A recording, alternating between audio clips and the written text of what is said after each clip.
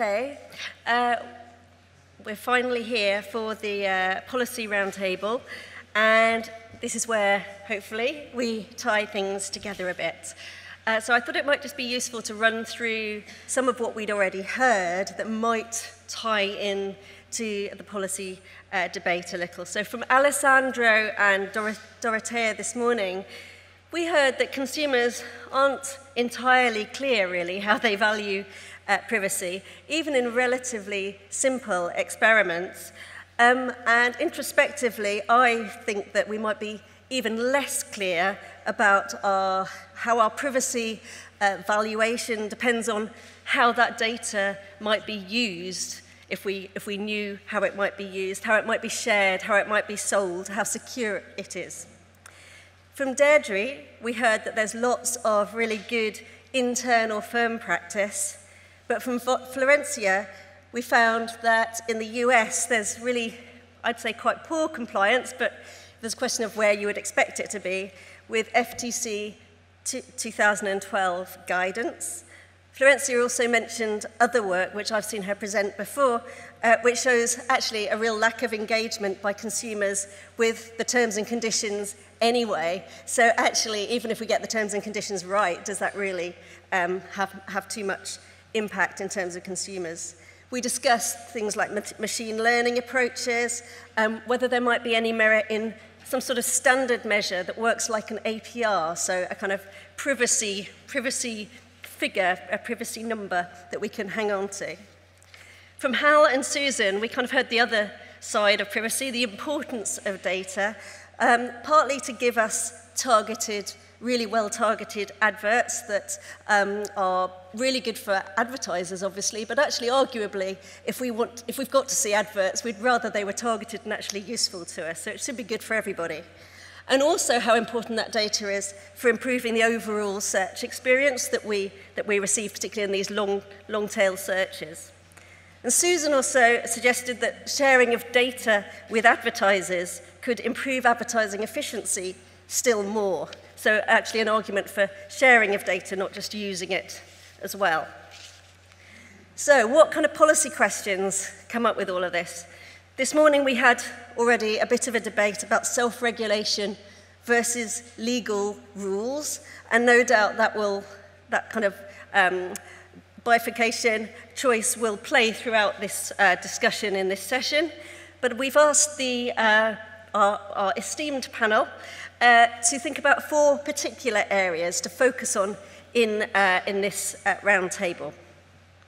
The first is the consumer consent-based kind of notice and choice approach to privacy, so around the collection and use of data, is that likely to work? Is that likely to be sufficient? Or do we need more intrusive rules to protect consumers?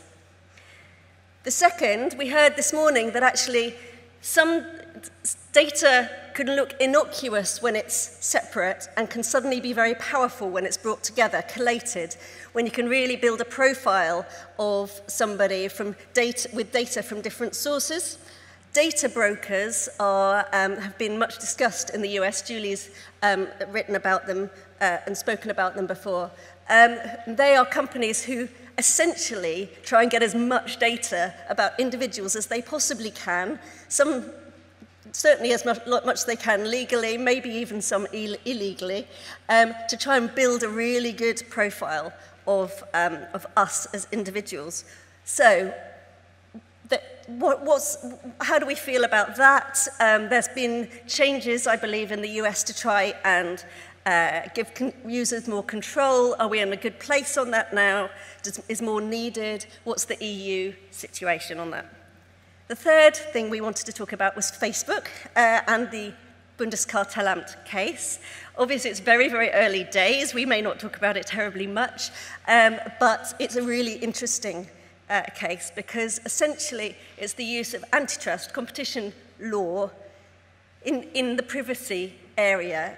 As I understand it, the Bundeskartellamt has accused Facebook of basically it's imposing privacy requirements on individuals that are essentially exploitative and an abuse of a dominant position. So we'll see where we get to with that. But the question there is, essentially, is that a good use of antitrust? Should antitrust be in this space? And then finally, I put it last, but it's definitely not least, and I suspect it will actually be the meat of most of the discussion because it's certainly a very, very hot topic, is the death of the safe harbour and its reincarnation as the privacy shield, hopefully. I thought it would be useful for those that aren't totally on top of this topic to give a very brief introduction to it before we start the session. And I'm not an expert, so please correct me if I get any of this wrong. But my understanding is the 1995 EU Data Protection Directive essentially prevents transfer of EU-originated data to non-EU countries if they have lower levels of data protection than in the EU. The US, at that time, did not have as good levels of data protection, so the Safe Harbour Agreement, was negotiated in 2000 between the EU and the US to allow data flows if firms self-certified that they met, essentially, the terms of the agreement. Now, I believe that it was WikiLeaks, the NSA data release, that showed that, in fact, this wasn't true, that the terms of the agreement hadn't been held to.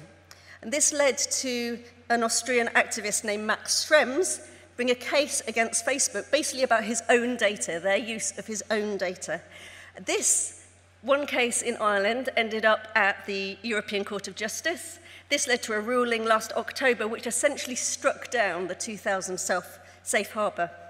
Now, the EU and the US are now desperately redesigning a privacy shield agreement. They want to get it out this year.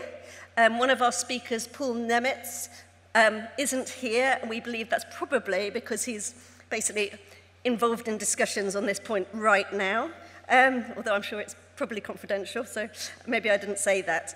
Anyway, it's no easy task, I am sure. It must be really, really difficult. So one of the questions there is kind of, what are the challenges there, and what does the future bring in terms of EU-US data transfer?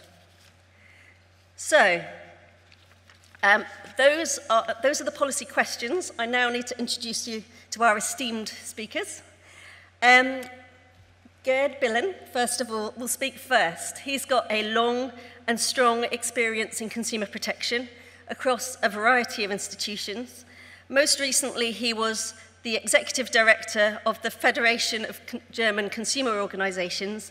He is currently state secretary at the German Federal Ministry of Justice and Consumer Protection. We will then hear from Julie Brill. She, again, very esteemed, long experience in antitrust and consumer protection, much of it as a public official. She was, until 2016, from 2010 to 2016, a commissioner at the Federal Trade Commission, and while there, she's been working very actively on issues of critical importance to today's consumers, including around privacy. She recently left, and she's currently a partner and co-chair at the law firm Hogan Lovells. As I said, Paul Nemitz, we've had to lose. He is the Director for Fundamental Rights and Union Citizenship in DG Justice and Consumers at the European Commission. And I thought I should say who he was, because Elisabeth Kotthaus is actually going to read his speech in the first instance before turning presumably back into herself for the discussion. Elizabeth is herself very esteemed, so we're delighted to have such a good stand-in. She is head of justice policy in the Berlin representation of the European Commission, and before that she had a variety of roles in the Commission and was partner in 2 law firms. So, with that introduction, we're going to run the session. We're going to give each of the speakers 15 minutes to make an initial comment on any or all of the 4 questions we outlined. Then we'll open up for discussion. Thank you. Good.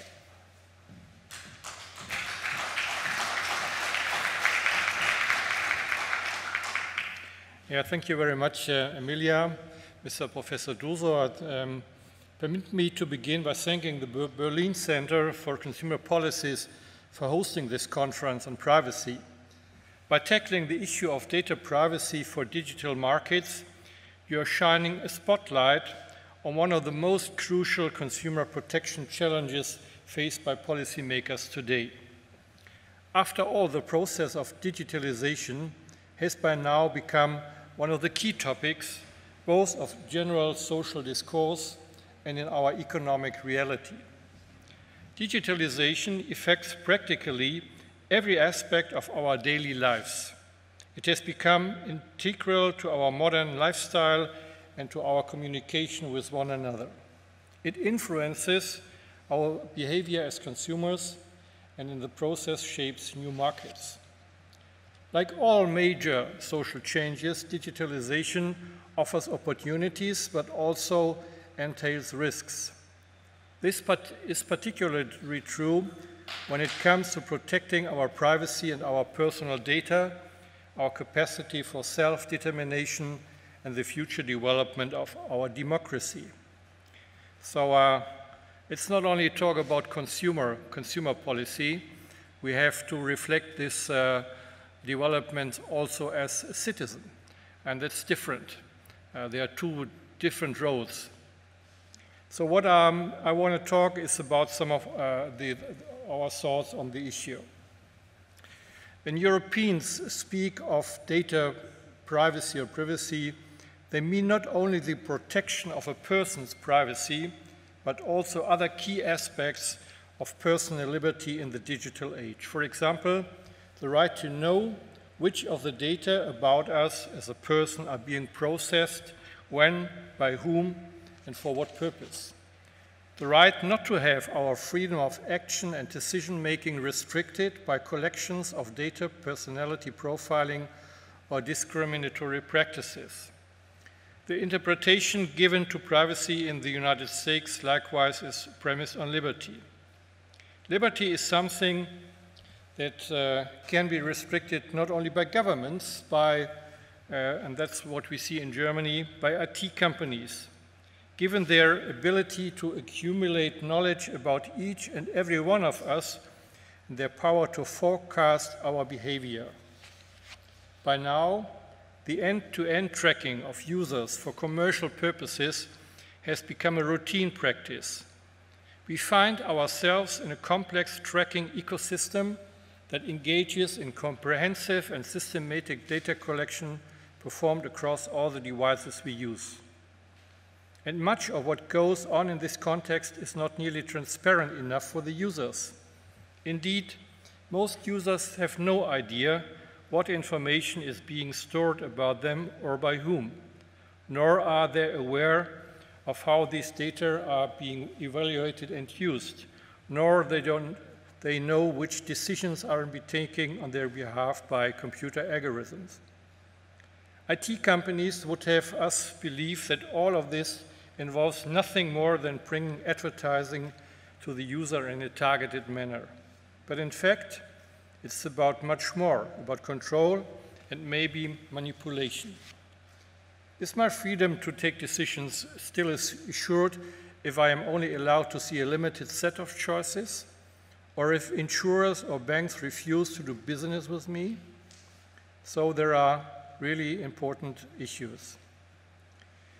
It is for precisely these reasons that the protection of personal data was incorporated into the Charter of Fundamental Rights of the European Union as an affirmation of liberty and self-determination. It is not only German consumers, but also US consumers who are increasingly concerned about some of the developments. I just want to mention the class action that was brought against Facebook in California. Some people said protection of data sovereignty would stop economic growth. I think that's not true. On the contrary, high standards of consumer protection and data privacy are in great demand and are thus becoming a competitive advantage.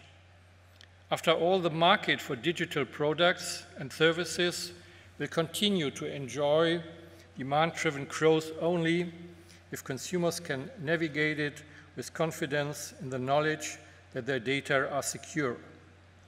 So what I think is that we are seeing a shift from the digital economy to the trust economy. Data are something used, but the most important resource for companies is trust. Do consumers trust them? What is required, therefore, is effective legislation that strengthens the trust consumers place in the world of digital commerce and communication. The informational self-determination of consumers is assured only if they grant their consent to having their data processed on the basis of transparent information and if they do so voluntarily. Users must be able to obtain a transparent overview of how and by whom their data are being processed, meaning they must be in control. This is the only way in which data sovereignty can be assured. The EU General Data Protection Regulation has given greater weight to the aspect of consent by imposing more specific requirements, thereby fleshing out the means by which data protection authorities can verify such consent. This consent, for example, will be considered to not have been voluntarily given if the user did not have the option to grant differentiated consent. This means that the user could not consent separately to different types of data. And so I'm quite interested what will happen to some of the networks who send us regularly an update on their terms and conditions, where it's not possible for a consumer to say yes to that kind of data use and to say no to another kind of data use. This approach of take it or leave it, I think it will be end even in Europe after the data regulation. But granting consent to data processing is not the be-all and end-all of consumers' data sovereignty and informational self-determination. In order to ensure that individual consumers can retain control over their data, the law grants data subjects important rights also while the data are being processed, such as the right to obtain information or to have data deleted. The user's right to be informed have been further strengthened by the EU General Data Protection Regulation, which in some instances has even enhanced the rights of data subjects that were in place thus far. A right to be forgotten can now be asserted whenever data have been made public, and the right of data portability has been added. Another very important issue which are tackled by the colleagues of other ministries are questions of competition. Data and the authority to dispose over them can be of critical importance to the business models and competitive position of enterprises. Access to data, also referred to as data power, may be a key criterion when it comes to evaluating market power. The reason is that one enterprise's exclusively control over data in some cases may constitute a significant barrier to market access for its competitors. Inasmuch, the issues of data power and data privacy are playing an ever greater role in competition cases. The laws on competition currently in place must be enforced in a systematic manner.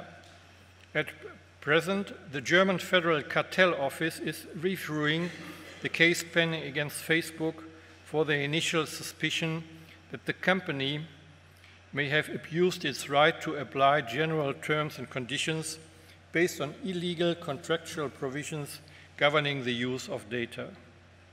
A quicker way to bring about legal certainty and clarity in this area will be to put the existing competition laws into more precise and, where needed, stricter terms.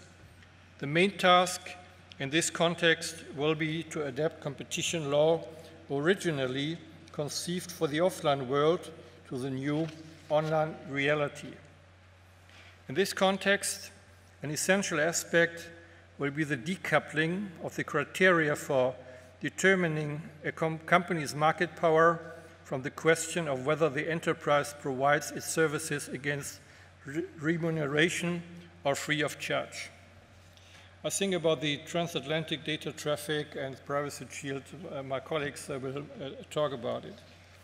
To come to an end, what are the challenges we are facing? First, we are talking about values. We are not only talking about economy. We are talking about values, and that means data privacy is not something we can deal like with any other good. In Europe, it's part of our DNA, of our law DNA. So that's quite important. And if it comes to consumer policy, there are several questions we are discussing within the government and with the other stakeholders. The first question is, what kind of solution and self-regulation and self-control can be supported by information and transparency? Each of us knows that we do not read all the terms and conditions of every service we are using. So the model that consumers will read all these things will not solve the problems. So what we need is to begin another discussion, and it's a discussion about product safety and product safety standards. Privacy could be included through privacy by design, and it's even more important to include data security. There are a lot of products in the German market, some apps, but also hardware, who would not fit to our recommendations on data security. So it's not a question of just of the consumer behavior, how to deal with the issues, but also by a product safety and standard policy. The second is we have to think what kind of regulation do we need and do we want to have. In a surrounding where things are changing very fast, the traditional way to set up a law and to have regulation is not always appropriate. So we are also discussing and thinking what could we do with co-regulation or self-regulation to get improvement for consumers. Another topic is who will monitor the market, who will test the product, also the digital product, who will do the research. I think in Germany there's a lack on research within the government, and also a lack on expertise in controlling what is within a software. We have seen it now in the WV case that there was a software implemented that did influence the test of the cars. How could that happen? There was nobody, no institution able just to control what the software is doing. So it's a question of regulation and market monitoring too. And the last issue is we are not naive. Regulation is not always the best solution, and it's not always a thing that helps. So what we need is also a discussion how we could convince consumers, but also companies and the governments to use a more privacy-friendly way of digitalization than we have today. So it's a part of a cultural discussion, not only a part of regulation.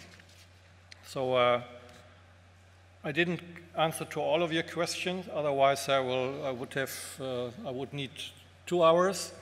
But just to give you some short impressions, what we are thinking on the problems, but even more important, on the solutions. Thank you very much.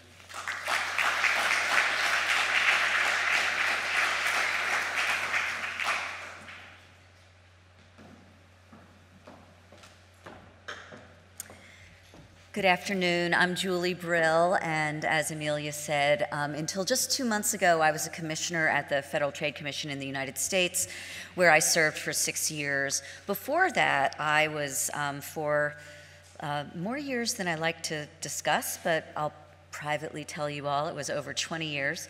I served as an assistant state attorney general and a deputy attorney general for consumer protection and competition enforcement in 2 different states in the United States. And I now have the privilege of leading a global privacy and cybersecurity practice for one of the world's major global law firms. I'm very excited to be here, and thank you to the Berlin Center for Consumer Policies, first of all, for holding this event. It's a great discussion, and for inviting me, so I'm thrilled to be here. I too had trouble figuring out which of the many topics to discuss, and I actually chose not to talk about data brokers, at least in my opening discussion, because I do talk about them a lot. I'm more than happy to talk about them during the discussion, but I thought I would instead pick the other 3 topics, because to me they sort of hung together in a nicer way, and that is to talk about consumer consent, and I particularly want to talk about it in the context of the Internet of Things. I also wanted to talk a little bit about competition and privacy, because that's something that the Federal Trade Commission has thought a lot about, and I thought it might be interesting to you all here in Germany to hear a little bit about the US perspective on some of those issues. And then I thought I would also touch a little bit on Privacy Shield, in part because I know Gerd was hoping I would, you know, along with my other esteemed colleague, and also because it's certainly top of mind for many people in the United States. So let me dive right in. Predicting where the Internet of Things is going to take us is not an easy task, but there are signs that point to the fact that the impact of the networked world is really going to be huge. There are different predictions out there. The Internet Data Corporation, IDC, has predicted that by 2020, the market for the Internet of Things and its tech ecosystem will contribute $8.9 trillion to the global market and have a compound annual growth rate of 7.9%. IDC also predicts 30.1 billion connected autonomous things by 2020. Now, Cisco is has a much more ambitious prediction for connected devices, and it predicts that there will be 20 billion connected devices by the year 2020, and that there'll be 14.4 trillion in potential economic value for the Internet of Things market. What is the Internet of Things going to bring? It's going to bring a data explosion. Already we have 16 trillion gigabytes that were created in the year 2015. That amount of data is expected to double every 2 years, largely because of connected devices. And interestingly, much of the data will be exchanged and will be discussed machine to machine. It is predicted that 40% of data is expected to be machine to machine is expected to be involved in machine to machine communication. So one of the critical challenges presented by the Internet of Things is how to apply existing principles with respect to privacy as well as data security in this world of ubiquitous connectivity. Another data point that I think we all need to keep in mind as we're thinking about the Internet of Things is Google's chairman, Eric Schmidt, predicted that the Internet will disappear. That is, connectivity is just going to be the way that things work. No longer will consumers think about opening a laptop, tapping their watch, or turning on their smartphone in order to get online. Instead, everything is going to be online.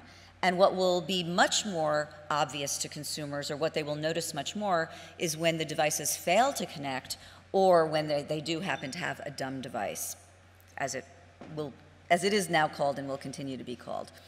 But what about this data? What about the data that all of these devices are going to be collecting? Well, one thing we know is that it's going to be inherently sensitive. It's going to involve health, it's going to involve geolocation, it's going to involve what's going on in your home, and it's going to involve what's going on as you drive and bike around, or however it is that you're going to be traveling around. It's going to involve activity in private spaces, as I said, and it's going to be able to fuel inferences about very sensitive traits.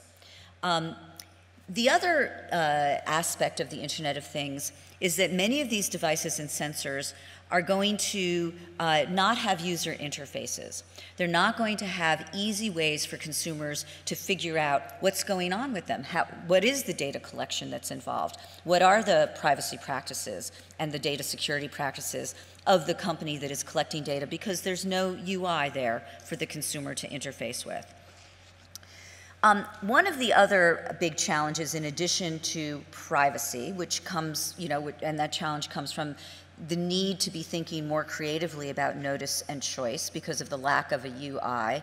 But with respect to security, the connectivity of these devices themselves are really what raises the security issues, because each connectivity point is another vector into the data and into the device itself.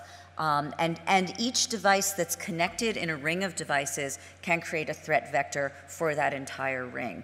So the security issues really get very complicated. And it's not just security about the data, as I alluded to a second ago, it's security with respect to the device itself. So many of us have heard about the proof of concept studies that have been done where people remotely hack into connected cars or are remotely hacking into insulin pumps or other medical devices that are embedded in a body. One more challenge to the Internet of Things is, so it's not just the devices, it's not just the UIs, and it's not just all the data security challenges, but it's also the business models that are going to be involved with respect to connected devices. So a lot of the firms that are going to be creating these devices are not traditional technology firms that have long been thinking about privacy issues and data security issues. They're going to be firms that, produce pens and produce glasses, and all this stuff is going to be connected. And the question is going to be, I think, going forward, will these firms have the financial wherewithal not just to patch their products when a security vulnerability is discovered, but to push that patch out to consumers?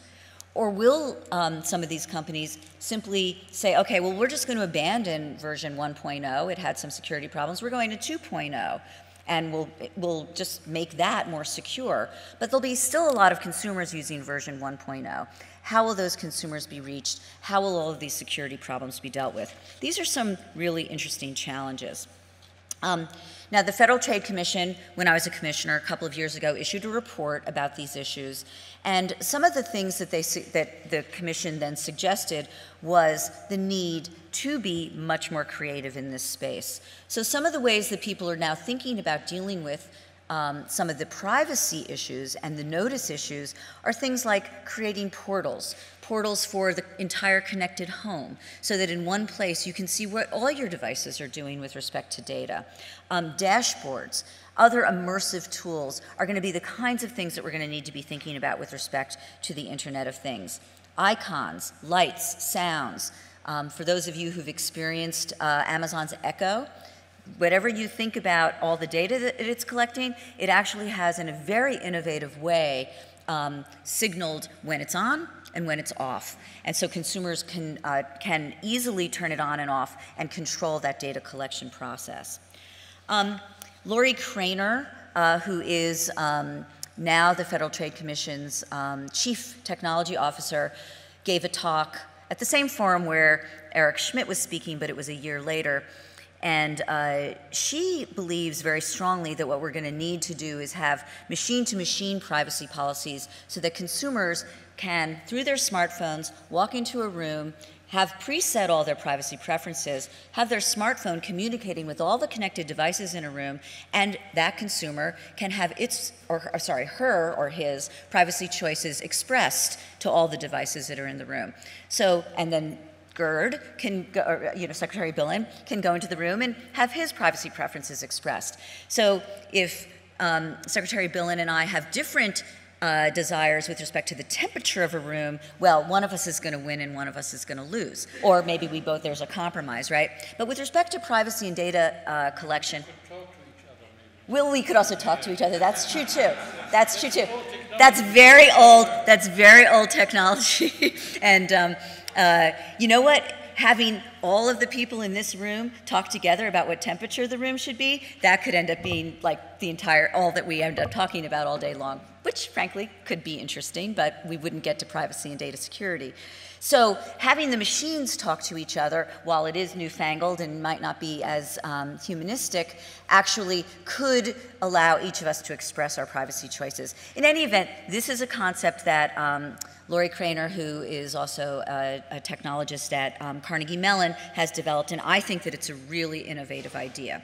Okay, I know how much more time do I have here? What do you think? Should I do just Privacy Shield or should I do competition too? What do you guys want to hear about competition stuff?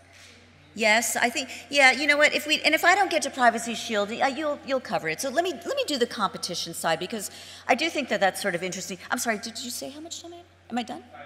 5 minutes. So I will just do competition, and we can talk about Privacy Shield during the discussion. Okay.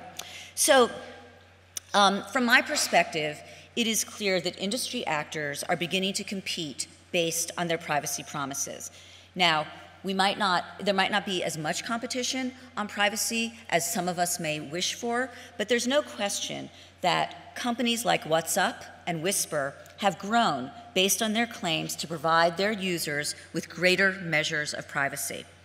Now, this approach makes sense because consumers are becoming much more aware of privacy risks, and privacy concerns are explicitly shaping their behavior. There have been lots of studies on this. I don't need to go through it with you, with all the studies, but one of the most recent ones was put out by an entity in the United States that's part of the Department of Commerce. It's known as the National Telecommunications and Information Administration, or NTIA. They did a study and found that 84% of online households reported at least one privacy or security-related concern, and probably more notably, almost 45% of households reported that privacy and security-related concerns kept them from engaging online to conduct financial transactions, buy goods or services, or even express controversial opinions. So privacy is something that is utmost on consumers' minds, and it's what they're thinking about when they go online, when they engage with certain services. So there's growing and welcome evidence that online companies are starting to compete, as I said, based on some of these issues. And it's also not surprising, and probably should be expected, that in the post-Snowden era, consumers are increasingly going to be seeking out these services and tools. So even if you look at slightly older services than WhatsApp, Whisper, Secret, and Snapchat, and go all the way back to Facebook, which is known, in the past has been known for having what some think of as complex privacy policies, it too, and similar older and more established technology firms are responding to this competition and offering its users and their users things like a privacy checkup, so that every one of its, in Facebook's case, 1.28 billion users worldwide are getting information, if they want it, about how they can make choices over their privacy practices. One more factoid I want to mention before I jump into competition analysis. In California, the state legislature enacted something known as the Online Privacy Protection Act that is going to require all online services that collect personal information from consumers. It only affects those residing in California, but it essentially is going to be a standard for the entire United States. They're all going to be required to disclose more about how they respond to consumers' wishes not to be tracked online, which I think could very well lead to even more companies competing over privacy and enhancing their privacy protections with respect to their technologies. Because they're going to have to disclose it, and so people will start to read this, and I think we'll start to see more, because of the transparency, more competition. Okay. But so how have the competition agencies, both in the US actually and in Europe, been dealing with some of these issues? Data has long been a topic when it comes to mergers of two companies. Policymakers have long been thinking about what happens when two companies merge that had previously competed over particular types of data. And the Federal Trade Commission, at least, has taken appropriate remedial action where the mergers of data-centric firms were likely to lead to anti-competitive outcomes. Now, admittedly, in most of the cases that have taken place thus far, that data was highly specialized. So it involved things like specialized databases that certain types of businesses used or certain types of consumers used. It wasn't the type of cases that involved broad sets of consumer data or consumer information. Rather, it was highly specialized. But I look forward to a world where competition on privacy, now I've moved from data to privacy, but so competition on privacy becomes so robust that this dimension of competition becomes baked into antitrust analysis too. Now, we're really not there yet. I have not seen a competition case that involved the merger of two entities that were actually competing on privacy issues. But I think it's worth considering how, in an appropriate case, privacy could play a role in future merger analysis. And this would be true both for US competition agencies as well as European competition agencies. And it should be noted that when the FTC considered the Google DoubleClick merger, some of you may know a fair amount about that merger, the FTC, while it allowed the merger to go forward, did recognize that mergers can adversely affect non-price attributes of competition, such as consumer privacy. So we're there in terms of recognizing it as an issue. There just hasn't, in my view, been a case yet in the merger context where privacy has been the key focal point. When the antitrust agencies do examine a merger where the parties compete head-to-head for consumer eyeballs and advertising dollars based on their privacy policies, they're going to have to investigate the same questions that the agencies ask when reviewing a merger that affects price competition. They're going to have to ask things like, is there evidence of significant pre-merger head-to-head privacy competition between the two firms? Are they particularly close competitors in this regard? And post-merger, would this competition be replaced by competing services or successful new rivals? Those are the kind of questions that competition agencies ask, and the reason why they ask them is because that's what the courts require to be shown in order to have a successful challenge. In the meantime, I thought I would tell you a little bit about how the FTC addressed Facebook's acquisition of WhatsApp.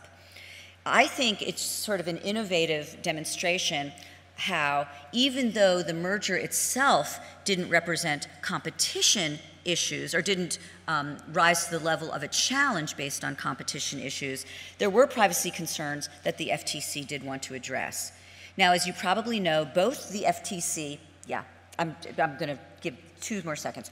Both the FTC and the EU, DG Comp, determined that Facebook's proposed acquisition of WhatsApp would be unproblematic from a traditional competition standpoint. However, what the FTC did was it was concerned about what would happen when the two firms came together because they had different privacy policies.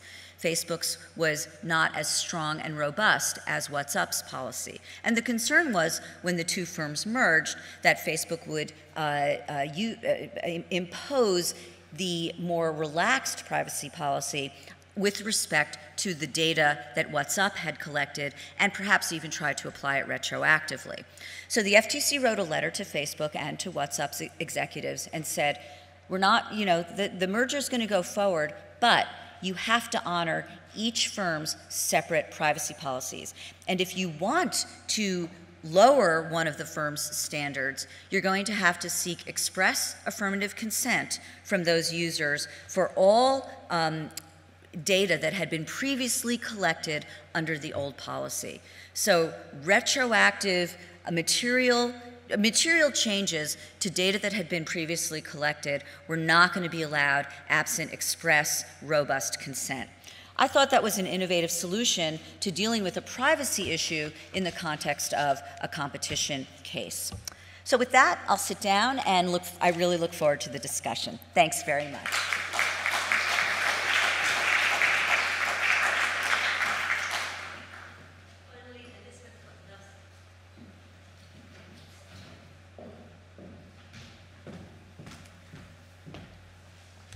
Yeah, thank you very much for the invitation. Yeah, you expected Paul Nimitz, not me, certainly. Again, his excuse is not to be here. He is kept in negotiations back in Brussels concerning exactly our topic today.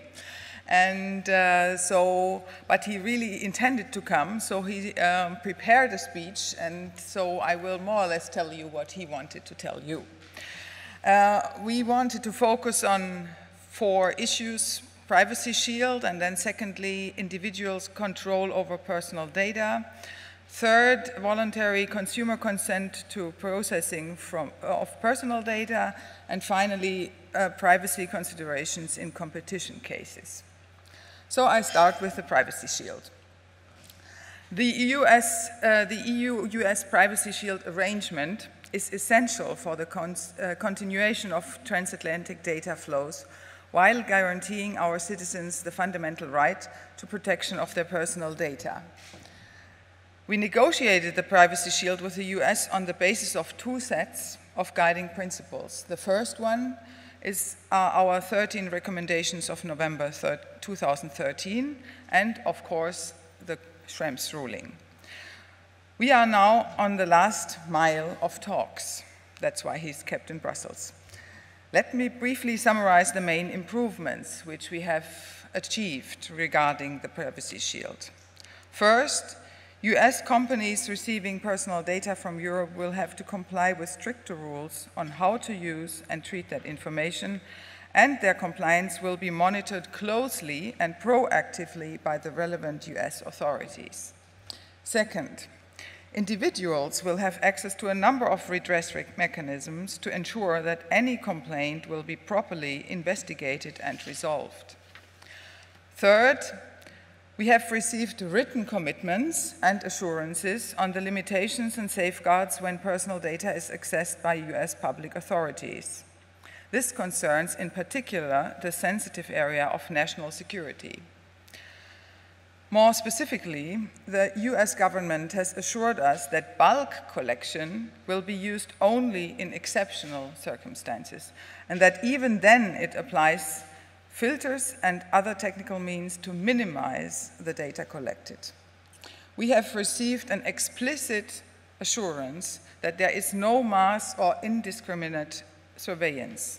It is the first time ever we have obtained anything like this from the US side. It's a crucial and central element that makes for a more robust framework than the safe harbor ever was.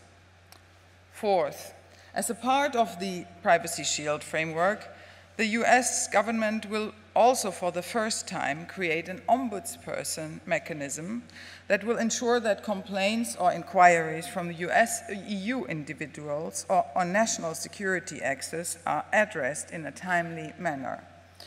I believe that this too is a major and unprecedented achievement. And again, nothing remotely comparable existed under the old safe harbor. This will apply to all transatlantic data transfer, be they under the shield or under other modes of transfer. Oops, let it be. And finally, once put in place, the Privacy Shield will be continuously monitored, in particular through an annual joint review.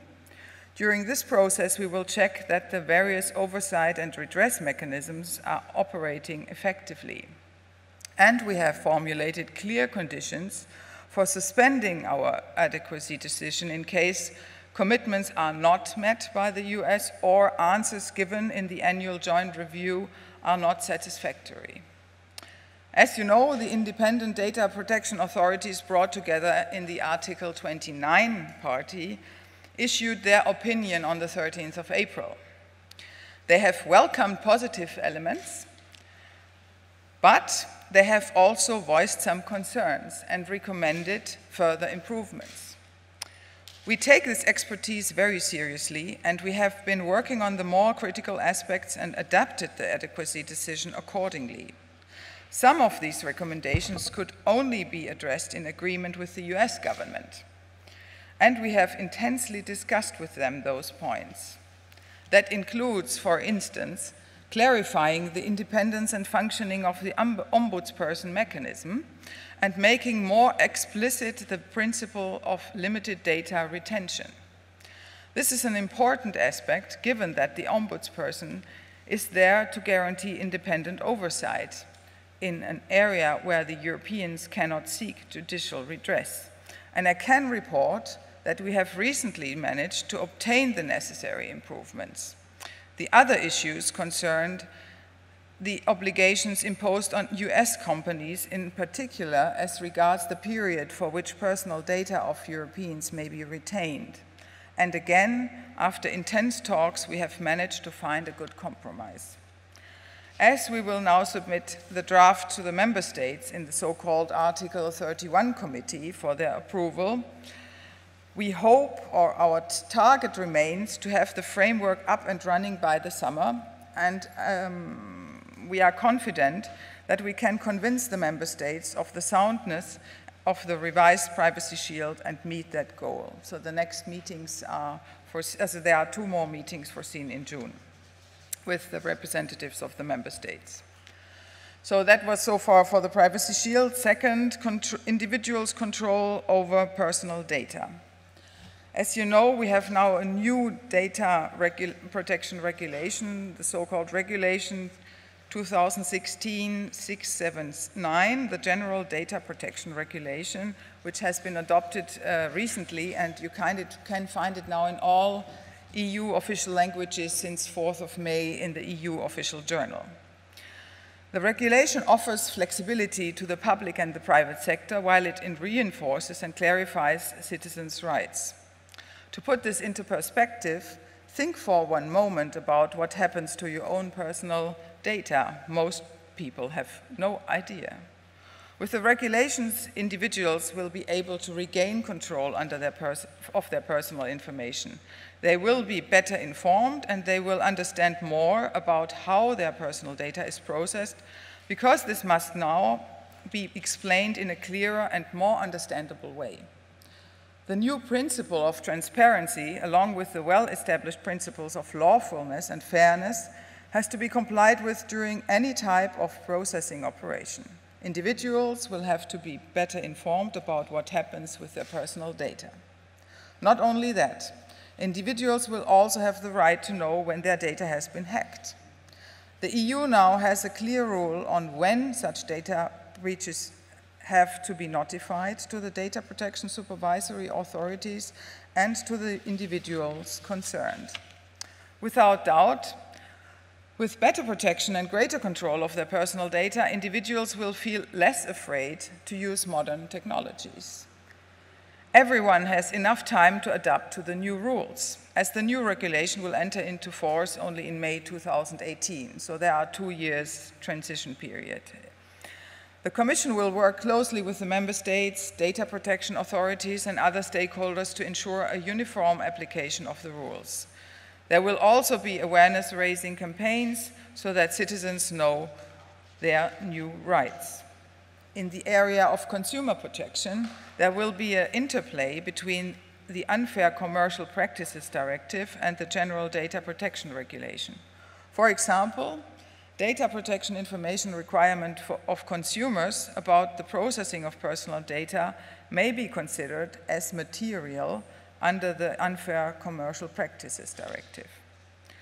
Consequently, if the trader does not inform a consumer that the data he is required to provide to the trader in order to access the service will be used for commercial purposes, this could be considered a misleading omission of material information. Depending on the circumstances, this could also be considered a violation of the EU data protection requirements to provide the required information to the individual concerned as to the purposes of the processing of the personal data. I can also give you an example from Italy, where an internet service provider was prevented from claiming in an advertisement that the services it offered were for free, because in exchange for these services, consumers had to agree to a number of onerous conditions involving tracking and receiving commercial communications. Third, voluntary consumer consent to the processing of personal data. The regulation strengthens the notion of consent across the board by introducing the condition of a clear affirmative action of the validity of consent, for the validity of consent. This means that silence, pre-ticked boxes, or inactivity cannot constitute consent. It is also important for consumers to know that consent cannot be valid if a provision of a service is conditional on consent to the processing of personal data that is not necessary for such a service.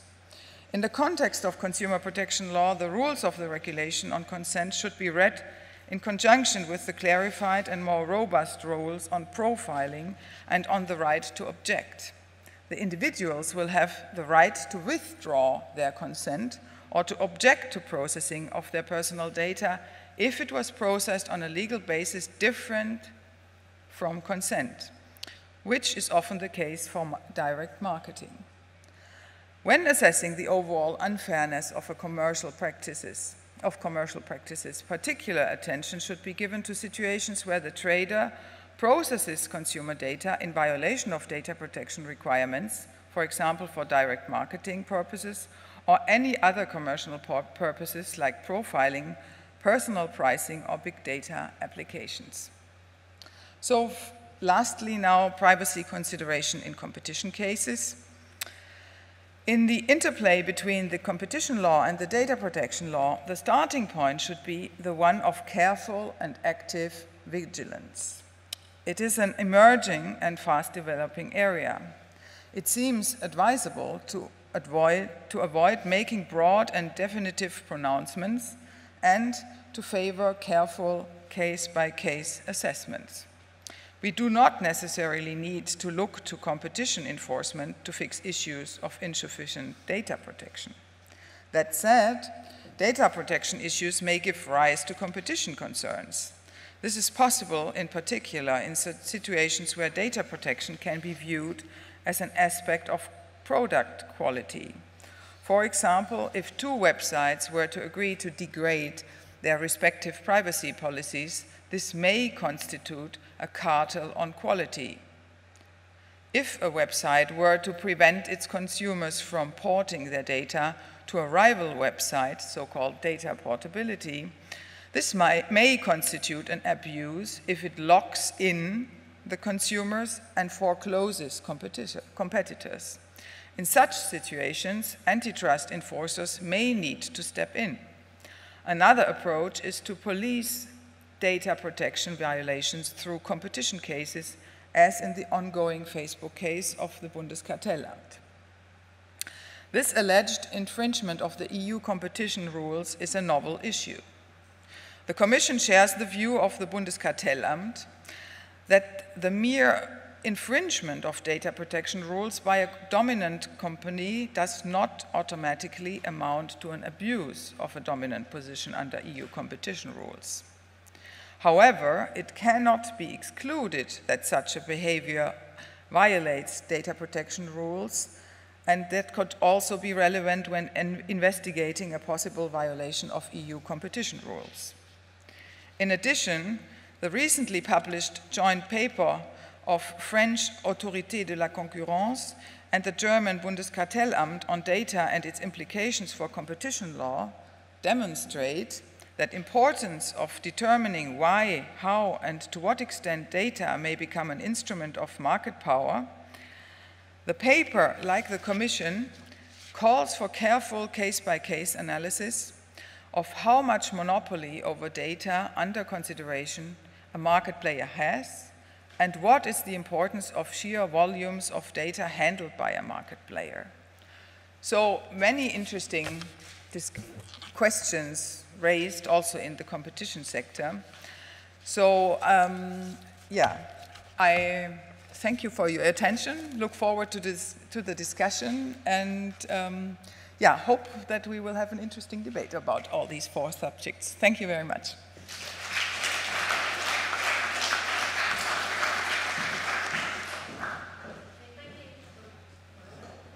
Thank you to all three speakers, really impressive initial comments.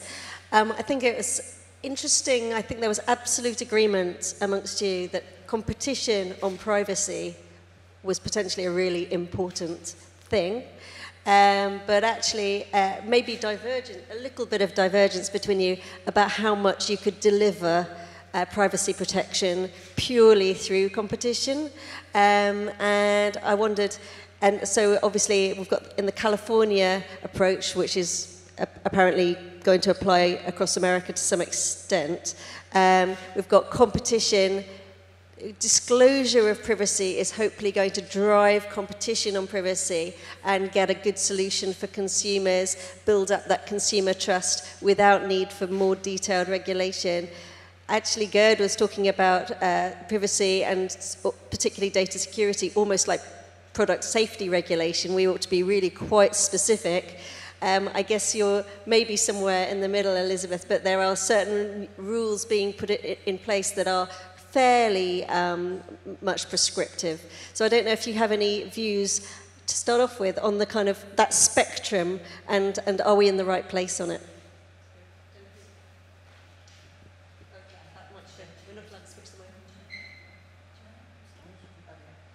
So I think this is on. I wasn't really giving a normative view. I wasn't saying that this is what I want. In the sense of how the courts react to matters that are brought before them. I was really describing what is. In fact, I thought I tried to say, my hope is that there will be more competition on privacy and that these issues will be considered more and more. But, when I also think it's really important to distinguish, and this may be, in fact, where there is some divergence, which I'm not certain mentioned. I think there's a big difference between competition on data and competition on privacy. Data is the information. Privacy is how you treat the information, how you handle it. And I have had many conversations here in Europe where I find that that distinction, which is very important in the United States and has clearly been a part of the enforcement jurisprudence, that distinction doesn't seem to be as relevant here, and I find that interesting in and of itself. But what I was really trying to explain is how at least one competition agency has been approaching the issue, the fact that they've been approaching it that way because that's what the courts demand, and because the Federal Trade Commission, at least, is very much an enforcement agency that wants to bring cases that will result in favorable decisions for the Commission's position. So I really wasn't trying to give a normative view on this. But I also think, as I tried to say, that in the context of examining a merger, if privacy issues come up, I think the relevant agency ought to look at that. In the United States, the Federal Trade Commission is blessed with the ability to both look at competition issues and privacy issues. It's all within one house, if you will. That's fairly unusual, I think, and certainly it's unusual with respect to Europe. So the question is if DG Comp or the German competition agency or some other competition agency discovers a privacy concern that isn't really related to competition, what do they do with it? Well, in my view, what they ought to be doing with it, and I'm not making a comment on any particular case that's under review, but if it's a pure privacy concern, it ought to be brought to the relevant authorities to deal with it as a privacy issue. It just so happened, as I said, that both of these issues are housed within one agency. And some may wonder why. Why is it that the FTC does both? And one answer, there's lots of answers that one could give, and I don't want to drone on here for too long, but one reason is because actually the person who invented the Federal Trade Commission, who thought it up, was Louis Brandeis. And as many of you know, he was the father of modern privacy jurisprudence. He was also the father of much, by way of competition jurisprudence, and really had some big concerns about that back about 100 years ago. So one of the reasons why they're both housed in the FTC, at least from a theoretical perspective, is that a lot of the thinking about these two issues was animated by the same brilliant mind 100 years ago. It's interesting, that combination, actually, in terms of what Elisabeth was saying, that as well as the data protection regulation, consumer protection regulation in terms of misleading omissions and unfair contract terms is coming into play, which actually suggests having one organisation looking at these issues is incredibly sensible. I don't know if you had any thoughts on that or the previous. What I want to say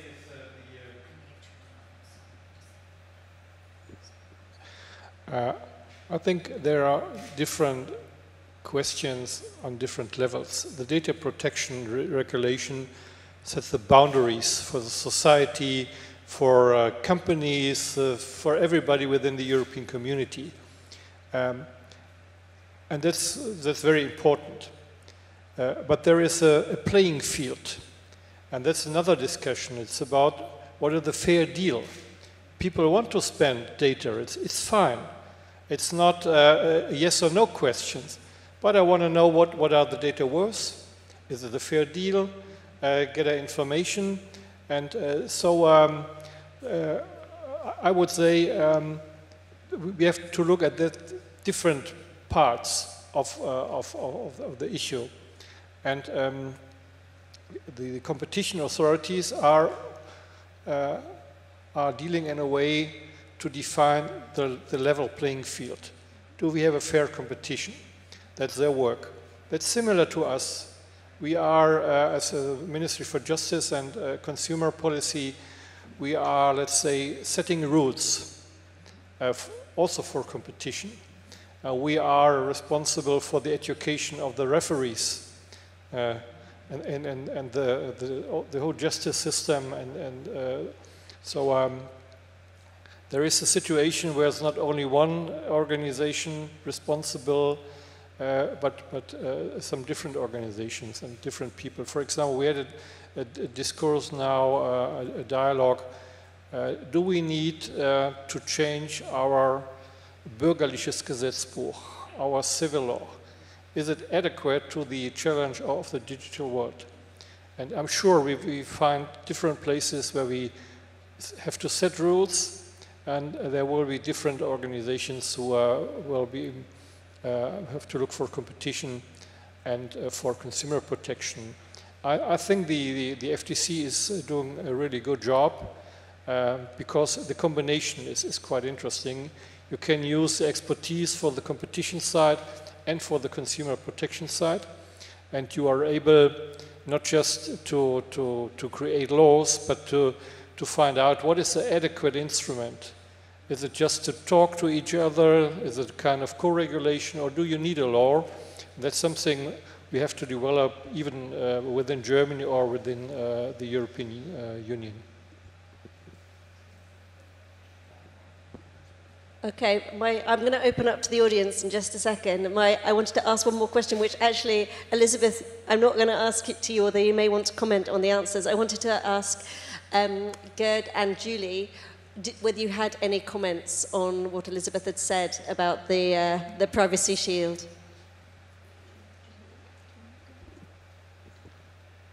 We are supporting the European Union, and they are negotiating. So I will not. I would be able to say something, but it would not be adequate in that kind of negotiations that the German government will give advice. I'm quite sure it will work, and they will find a good solution, because it's not that easy. All of us know that for economic reasons, but also for consumer reasons, it would be a catastrophe if the data transfer wouldn't be work anymore. On the other side, we have the European Court, and we are talking about law, and not only about data as a currency. So it's not that easy to find a solution. But I really hope that two democratic regions of the world, like the European Union and the United States, will find a solution. With every other region in the world, it never will get a better solution that we both could find. That was a very politic answer. I'm sure it's right. Julie? Well, I don't know if it was politic or just, I mean, I completely agree with what Gerd said. It really, our two regions can't come to an agreement on this issue, then what hope is there for the rest of the world? I mean, I completely agree with that point. I also agreed with much of what you said about the need, and what Gerd said about the need for developing a new data transfer mechanism. I mean, this is not, I know the meme, especially here in Germany, where I've spent a lot of time talking to a lot of different colleagues, you know, Gerd and his colleagues, and meeting with the Landers DPAs and meeting with the federal DPA. I mean, I've spent a lot of time trying to explain the US privacy system, number one, because it's a complex issue, but also trying to understand what is animating the intense concern around data transfer mechanisms. And this is not just about the big US tech firms. Far from it. Many, many of the companies that were using Privacy Shield, first of all, were European, or they were US, they were subsidiaries of US companies that were based here in Europe, but not, again, not just the big ones. And so a lot of what we're talking about is jobs. We're talking about economic viability of two regions, and of course talking about consumer data as well. And you know, one of the things that I worry about, and this comes not just from the invalidation of safe harbor, but also now the fact that standard contractual clauses are going to be subject to review. I don't know how many of you are deeply involved with these issues, but safe harbor was one mechanism that was developed for transfer of information from Europe involving European citizens to the United States. It was a special mechanism that was established. Frankly, it isn't so much because the US was not deemed adequate, but actually because the US never applied for adequacy. There's a difference there, right? So this was developed in order to just have this, hopefully what was hoped to be a natural flow of information. Once safe harbor was invalidated, many companies moved to what are known as standard contractual clauses. And in addition, many European companies are transferring data elsewhere around the world where there's no adequacy decision, like to India, to China, to many areas of Latin America, through standard contractual clauses, because there is no other mechanism for transferring this data about Europeans around the world. The Irish DPA has now raised the question and asked the European Court of Justice to determine whether or not standard contractual clauses are adequate. And frankly, there are many of us who've been thinking about this for a long time who've actually thought that standard contractual clauses had more weaknesses than ever Safe Harbor had, and certainly than Privacy Shield. I mean, everything you said about the strong improvements in Privacy Shield, I completely agreed with, especially the Ombudsman. And I don't believe you mentioned them specifically, but all the changes that have taken place in the United States with respect to national surveillance as a result of the Snowden revelations and the concerns that were raised by Europe and the concerns that were also being raised by American citizens about all that was going on.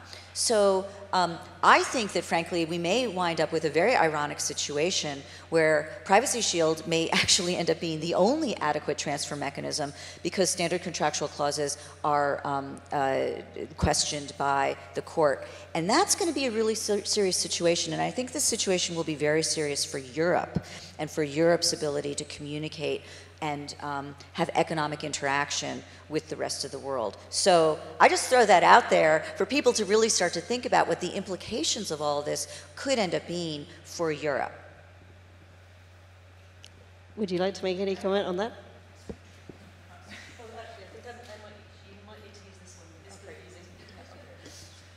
Yeah, maybe just to add, indeed, I mean, the court ruling didn't say that adequacy decisions as such are impossible, yeah?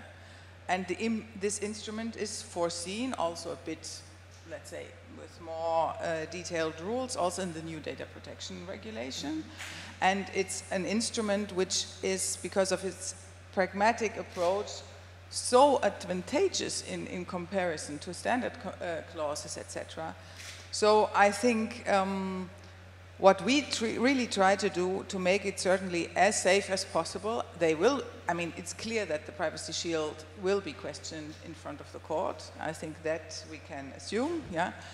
But we really think, having had a look at the judgment and also at the US laws which are meanwhile in place, that we have really considerable improvements, and we are at least quite confident if we now, as I said, we are taking the last mile.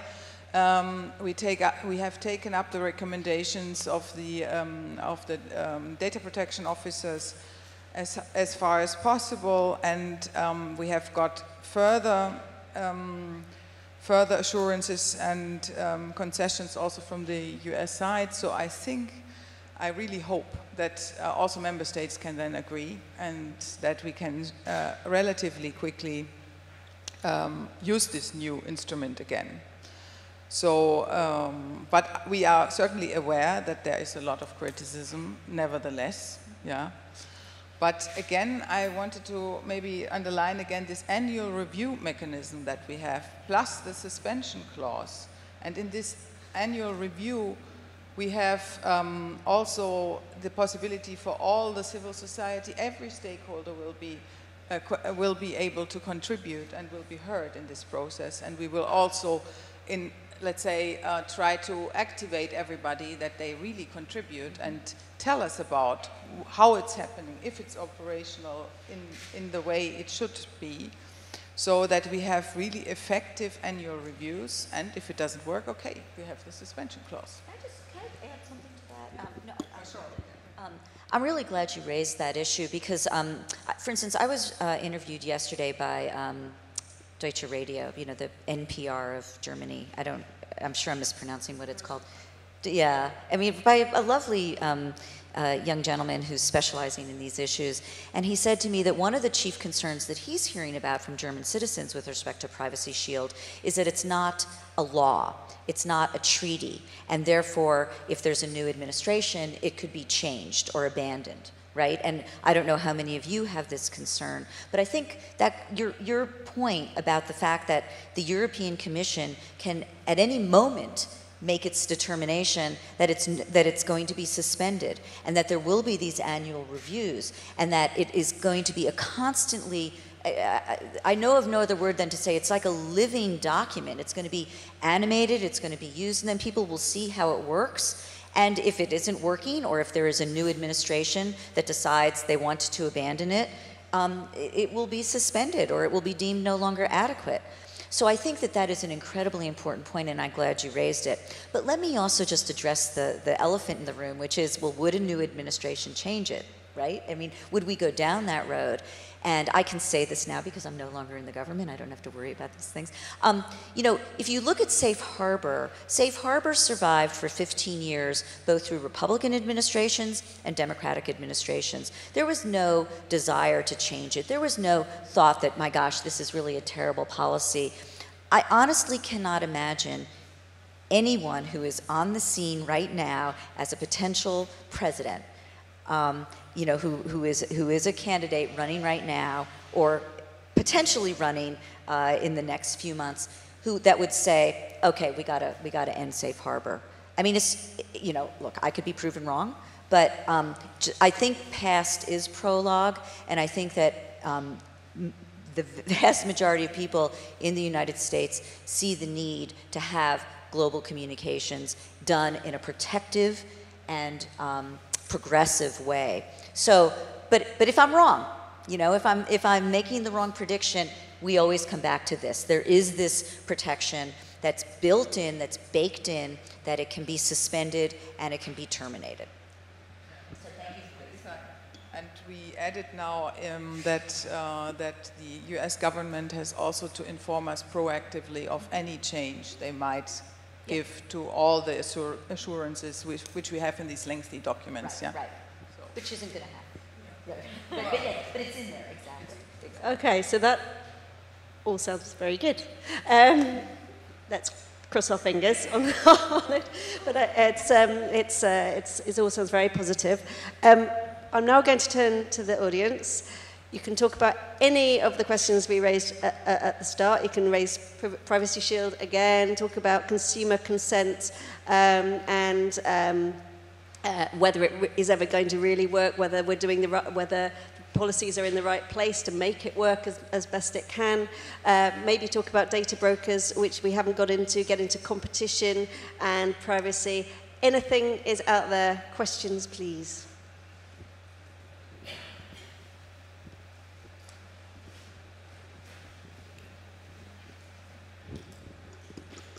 Yeah, my question is a little bit, it's not about Privacy Shield, it's about something else that you talked about, Elisabeth. You said the new European Privacy Directive gives consumers new control.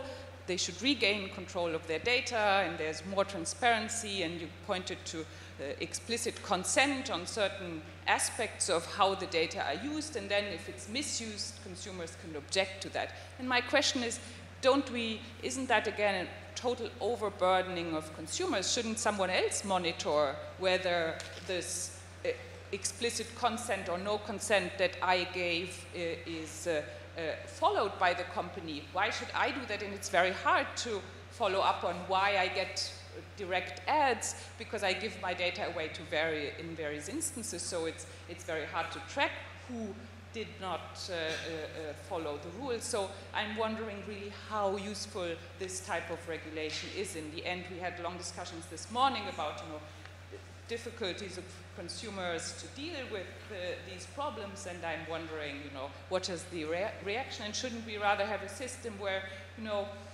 somebody else controls this and not the consumer him or herself? Okay, I'll go to Gerd first, and then. I think it's important that you have these rights as a consumer. So it's your right, for example, for differentiated consent. But in reality, not many consumers will go to court.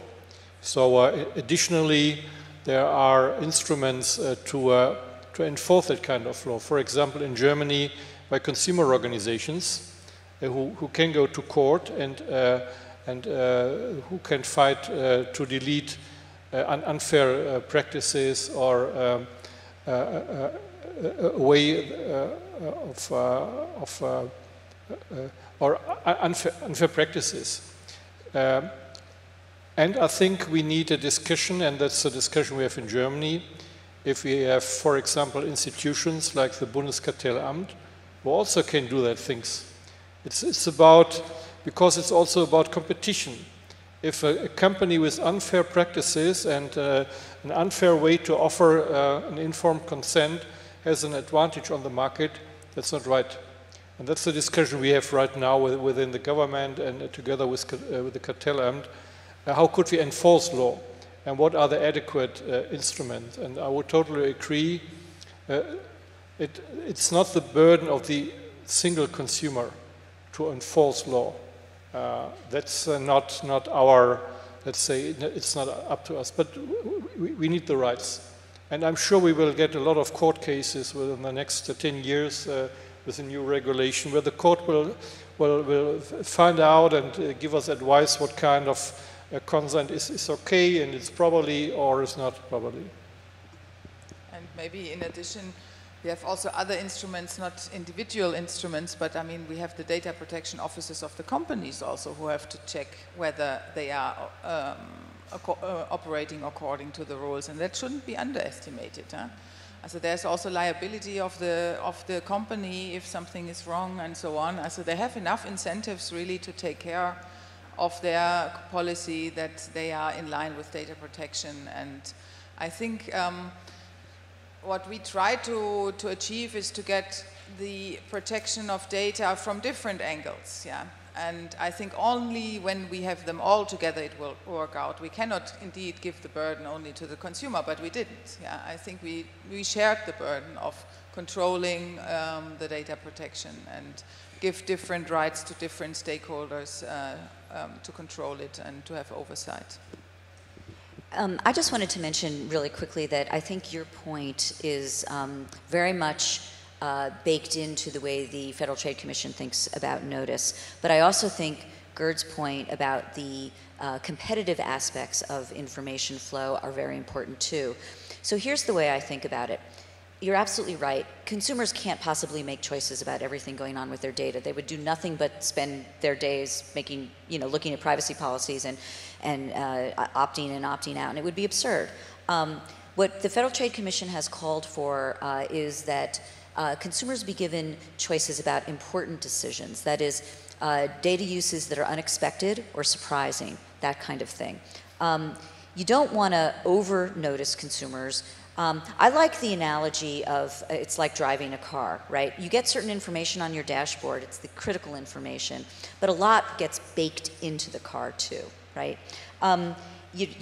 Consumers don't need to understand how brakes work in order to use the brakes. And that ought to be the way companies think about their data use. A lot more does need to be baked in, privacy by design, that kind of thing, and then having notification of really important issues. But Gerd's point is also very well taken, that at some point requiring full-blown privacy policies, consumers might not look at that, but academics will look at it, enforcers will look at it, and then you'll have the potential, again, going back to my point about CalOPA, the California Online Privacy Protection Act, where you will have competition because firms are required to make disclosures. So I do think there's a tension here, but I think that with more subtlety, both objectives can actually be met. Okay, any more questions? There's one at the back there. We'll take all other questions. So if anyone wants to raise any, hand up now. Okay. Okay, thank you very much. My name is Marie-Sophie Held and I work for Katharina Dröge in the German Parliament. And I have a question to Julie Brill. I think it's very interesting that the FTC actually considered privacy competition as an issue during the Facebook or WhatsApp case, or in general, if I understood you correctly. And more surprisingly, even that they did come to the conclusion that there was no privacy competition among Facebook and WhatsApp, because from what I remember in the time that WhatsApp was still an independent company, I remember that people actually used WhatsApp with a hint. They were saying that it actually had better privacy policy and they would prefer using WhatsApp rather than Facebook for private communication and group conversations, etc. And so I was wondering, why did the FTC come to this conclusion that there was no privacy competition in that case? And also if the FTC considered other dynamics in the market, such as maybe the direct networks effect that you have in both networks, the lock-in resultingly, and also if you evaluated the overall strategy of Facebook, because Mark Zuckerberg recently openly admitted also that he is going to buy any threat to Facebook as a social network. There was an article in The Economist, and that, for example, Instagram was part of that strategy, and the Facebook bought Instagram in 2012, so if you considered that as well during the evaluation of the merger. And in general, yeah, if you think that retrospectively, also considering maybe the changed privacy policy of Facebook just 3 or 4 months, I think, after the merger was actually allowed by the European Commission, that it was a mistake to allow the merger.